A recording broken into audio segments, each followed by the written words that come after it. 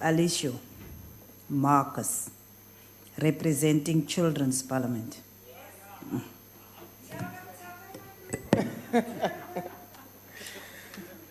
Good afternoon, honourable members. President Ramaphosa in his absentia, the Deputy President, Mr. Didi Mabuza, the Deputy Chairperson of the NCOP, Ms. Sylvia Lucas, and all ministers and deputy ministers. I am Alessio Marcus, and I attend Beacon Hill High School in Mitchells Plain. I am the Deputy Speaker of the Nelson Mandela Children's Parliament.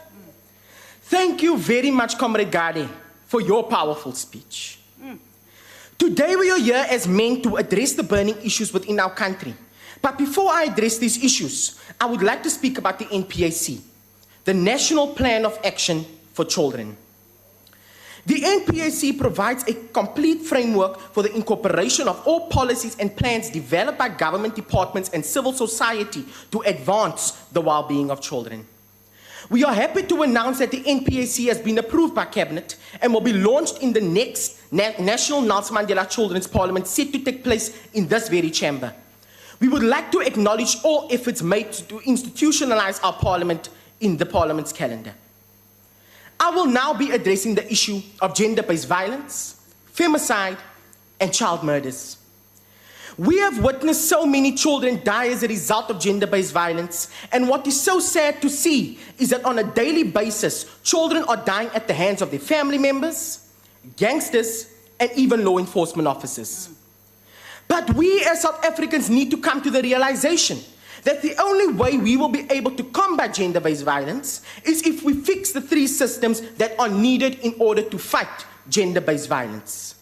The three systems are: number one, our policing system; number two, our health system; and number three, our justice system. Let's start off with our policing system. We are all aware, as citizens, we are all aware that the police station is the first place a child and citizen seeks refuge after they have been abused. But on the flip side of the coin, our police force is not fully equipped or trained to deal with gender-based violence. Our police stations are also not child-friendly, hence the fact that many children do not feel safe or welcomed when entering a police station. We as the Nelson Mandela Children's Parliament believe that at least 3 to 5 social workers need to be stationed in every single police station to deal with gender-based violence victims. And these social workers also need to know sign language, because we cannot under any circumstances marginalize persons with disabilities. Moving along to our health system. We as South Africans are aware that rape kits are going missing within our country. How can we allow one of the most important things in order to crack a case to go missing? Secondly, we have a shortage of forensic nurses within our country. Forensic nurses are critical in the fight against gender-based violence purely because they provide specialized care for victims of rape, collect evidence, and testify in court to arrest these perpetrators. The President set out the target that at least one forensic nurse needs to be allocated to each designated health facility by March 2020. We as the Nelson Mandela Children's Parliament would like to receive an update on this, please. Then finally, our justice system. We need a more friendly justice system within South Africa. All role players need to ensure that child-friendly processes are followed and that children are treated with dignity during their interaction with law enforcement institutions, including police. With that said, I would like to address the men of South Africa. We as men need to come to the realization that we can absolutely put mechanisms in place, but the change starts with us.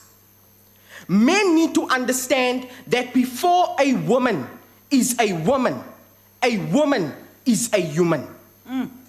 Before a child is a child is a human being. So we need to desexualize women and children. So the change starts with us changing our mindset. With all these issues mentioned, I come here to also ask why the President and his constituents has forgotten about us as the children. The President remembered women, youth, and persons with disabilities and prioritized them in the highest office in the land, but overlooked children. Are we as children not important enough? I ask members of this House today, why are we not prioritized.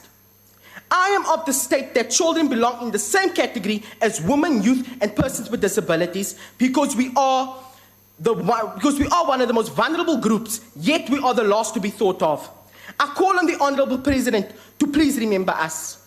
The Nelson Mandela Children's Parliament has sent me to emphasize the level of urgency on the rights of the Children's Office to be moved back to the office of the presidency because we are the future and belong in the highest office of the land.